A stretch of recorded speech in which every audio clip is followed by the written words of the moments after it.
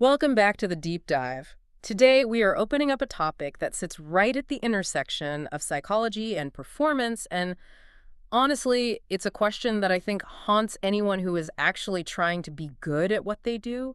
What actually separates the greats from the goods? It is the million-dollar question, and, it's the one we usually get wrong. Right. Because when you look at the top 1%, whether that's in sports, in business, in the arts, it is so easy to just write it off as talent. Oh, absolutely. We say, oh, well, they're just gifted or they were born with it. And we do that because it lets us off the hook. But the source material we are unpacking today, a document titled simply mindsets.pdf, argues that talent is actually the cheapest commodity in the room. That's right. The whole premise here is that talent gets you to the starting line. It gets you the interview or, the tryout, Yeah. but it absolutely does not keep you at the head of the table. So what does? A specific psychological framework, an operating system.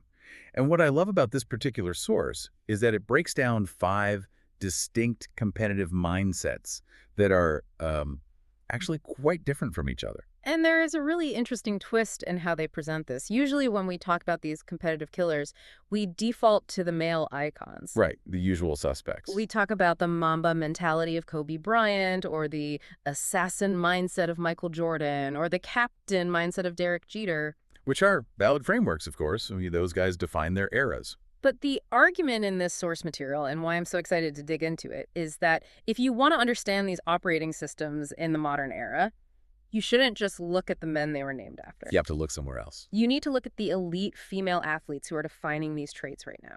It's a fascinating pivot. The document essentially maps these classic, quote-unquote, male archetypes onto female athletes like Serena Williams, Sue Bird, and Chris Evert. And it argues that the women often illustrate the nuance of these mindsets even better. Why is that? Well, largely because of the specific pressures, societal, physical, financial, that they have to navigate. So our mission today is to extract those operating systems. Yeah. We aren't just here to list stats or admire them from afar. We want to hand you the keys to these mindsets so you can apply them to your career, your fitness, or whatever craft you're obsessed with. And we have a lot to cover. We're going to break down 5 specific modes: obsession, leadership, response, declaration, and consistency. Plus, for the people who really want to test themselves, there is a 7-day challenge buried in this document. That is, well, it's intense. Brutal was the word I wrote in the margins. Brutal is accurate, but effective. Okay, let's jump into the first one. The source creates a parallel to the Kobe Bryant mindset, but the headline here is obsession over balance. And I have to be the devil's advocate right out of the gate here. Please. This flies the face of just about every wellness trend of the last decade. We are constantly told to seek work-life balance, to optimize for mental ease. We are. And this mindset says, if you want mastery, balance is the enemy. That is a hard pill to swallow for a lot of people. It is.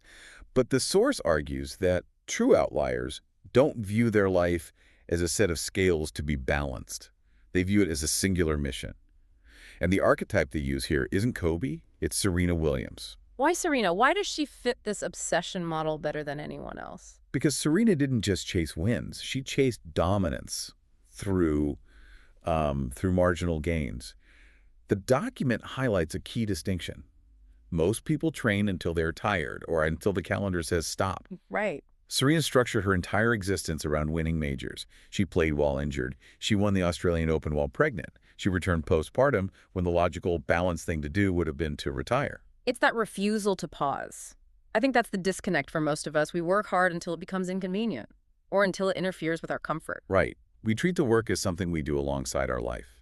For Serena, the work was the life. And the key term the source uses is controlled obsession. Okay, define that. Because obsession usually sounds chaotic, like you're spiraling or losing touch with reality. Controlled obsession means it's applied methodically. It's not staying up all night frantically working. It's repeatedly rebuilding your game, even when you're winning, because you are obsessed with staying ahead of the curve. She did that a lot. Serena changed her play style multiple times over 20 years. She wasn't fixing things because they were broken. She was fixing them because she knew the game was evolving and she had to get there first. That reminds me of the section on Simone Biles. She's also listed under this obsession category. Simone is a perfect example of obsessing over difficulty. In gymnastics, you can win by doing the standard routines perfectly. Simone, she got bored with that. She started inventing skills, the Biles, The ones named after her. the ones that are so dangerous and technically difficult that the scoring kind literally had to be rewritten to account for them. Because no one else can do them. Because no one else is willing to train the thousands of reps required to do them safely. That's the boring side of obsession. We see the gold medal. We don't see the 10,000 times she fell, practicing a double pike, Yurchenko. There's one more athlete in this category that really fascinated me, Alexia Putellas, the Spanish soccer star. Yes. Her obsession is cerebral. The source describes her as someone who studies the game like a chessboard. She suffered a devastating ACL injury, which ends careers for many, and she used that downtime not to just recover, but to mechanically rebuild her understanding of the game. So she came back smarter? She didn't come back the same. She came back smarter. She viewed the injury as a study break, not a vacation. So for you listening, the shift here is moving from asking, is this healthy and balanced, to asking, does this move me closer to mastery? Exactly. And look, we aren't saying you have to live this way forever, but the source argues that you cannot achieve greatness without a season of this obsession. Okay, so let's say someone listening is ready for that season. They want to test this.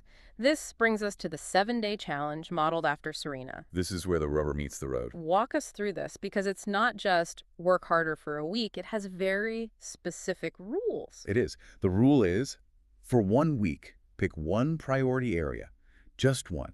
Career, fitness, learning a language, and you stop optimizing for comfort. Day 1 is declare the target. Right. Most people set vague goals like, I want to get better at coding. Day 1 demands a standard that makes you uncomfortable. You write down, I will operate at a top 10% level, or I will complete X amount of work that usually takes 2 weeks. It has to scare you a little. Okay. Day 2, ruthless schedule. This is the one that trips people up. You blocks 90 to 120 minutes for this one thing. Yeah. But the condition is 0 multitasking. No phone, no email, no quick check. Which is, scientifically difficult for modern brains. We are addicted to the dopamine of task switching. Exactly. Yeah. This forces you into deep work. If you stare at the screen for 20 minutes doing nothing, that's part of the process. You don't get to tab out. Day 3 is my favorite because it feels like a personal attack. Eliminate soft excuses. It's the call-out day. You identify the thing you usually hide behind. I'm too tired. I have a headache. The kids are loud. I'm not in the mood. Oh, the classics. The challenge is, you do the work while the excuse exists. You don't wait for the headache to go away. You perform with the fatigue. That's a massive unlock. You realize that your condition doesn't have to be perfect for your output to be good. Precisely. Day 4 is film or measure. Serena reviewed game film obsessively. You need objective data. If you're in sales, look at your call conversion numbers. If you're writing, look at your word count. Feedback replaces feelings. No lying to yourself. 0. Day 5 is do the boring work. Focus on fundamentals. What is the most monotonous part of your craft? The unsexy stuff. The scales for a musician. The data entry for an analyst. Do more of that. Fall in love with the boredom. Day 6. Train under pressure. You have to add stakes. Put a timer on your work. Tell a boss or a friend you'll have it done by 5:00 p.m. or you owe them money. Pressure exposes the gaps that comfort hides. And finally, day 7. An honest review. You ask yourself, did this obsession create chaos or did it create clarity? And usually you'll find that what you thought was balance was actually just distraction. You realize what comfort you've outgrown. What comfort did you outgrow? That is a powerful question. It really forces you to look at your leisure time differently. Okay, let's shift gears. Not everyone leads with that solitary, obsessive fire. Some people lead through connection, through the mud. Right. This brings us to the second mindset, lead through struggle. This parallels the Dak Prescott mindset, referencing the Cowboys quarterback who has been very open about mental health and personal loss. The equation here is vulnerability plus responsibility equals trust. And the archetype here is the legendary Sue Bird.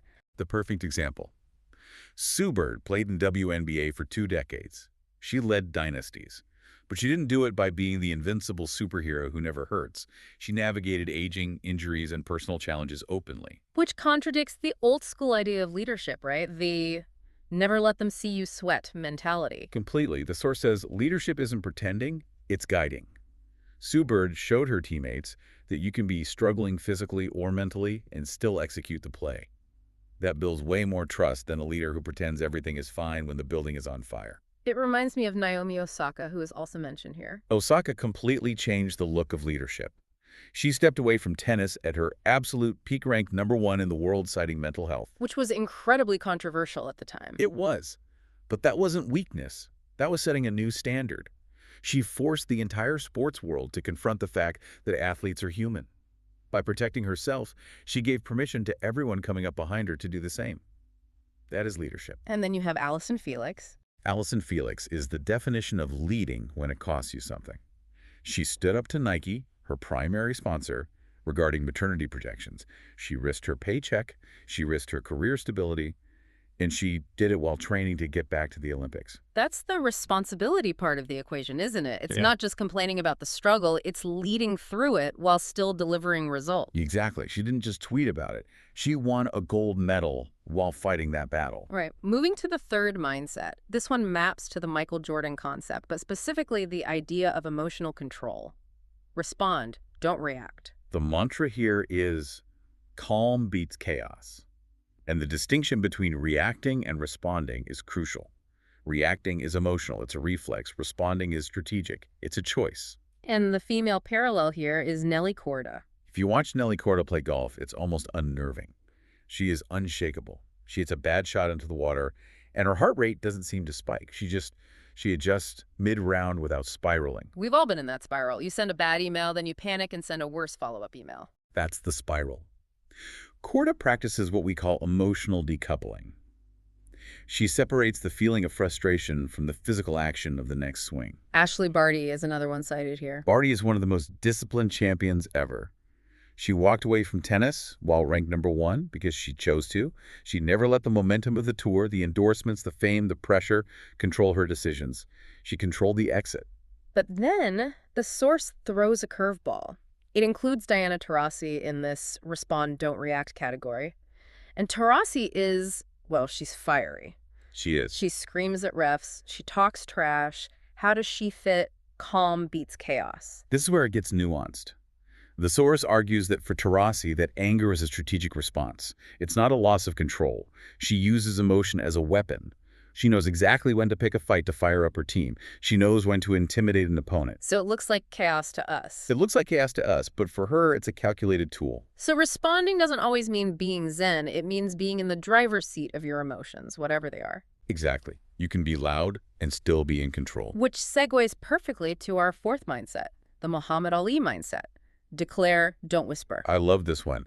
This is about the refusal to be modest about your ambitions. It's speaking success into existence before you have any proof. And who fits this better than Candace Parker? Candace Parker declared herself great before anyone gave her permission. The source highlights that in women's sports, there is often pressure to be grateful just to be there. Parker rejected that. She backed her confidence with MVPs and championships, but she never shrank to fit the room. It's that idea of, I'm going to tell you who I am. I'm not going to wait for you to tell me. Right. And look at Megan Rapinoe. She never waited to be liked. She was vocal about pay equity, vocal about politics, vocal about her identity, all while being one of the best players on the planet. The source puts it beautifully. Loud conviction fuels performance. Explain that mechanism. Why does being loud help performance? It raises the stakes. If I whisper to myself, I want to win, and I lose, no one knows. It's safe. If I go on TV and say, I am the greatest, like Clarissa Shields does. The GWOAT. The greatest woman of all time.